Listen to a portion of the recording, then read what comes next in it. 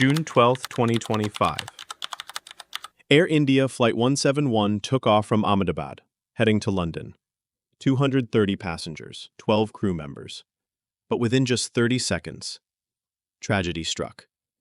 CCTV footage shows the plane lifting off. Slowly. Its landing gear still down. Then, without warning, a sharp descent. The aircraft crashes into a residential area, destroying a hostel and homes. What went wrong?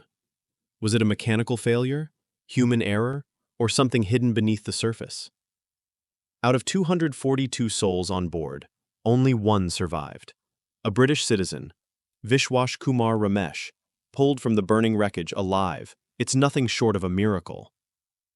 But over 270 people, including residents on the ground, lost their lives. Investigators recovered the black box. The engines, flaps, and landing gear are under scrutiny. The truth now rests with forensic teams, data logs, and that one survivor's memory. Was it negligence? Was the aircraft truly airworthy? Or did a hidden flaw cause the disaster? Until we have answers, the skies remain clouded in grief. Our hearts go out to every family shattered by this loss. May justice and truth follow, not just for closure, but to prevent such a tragedy ever again.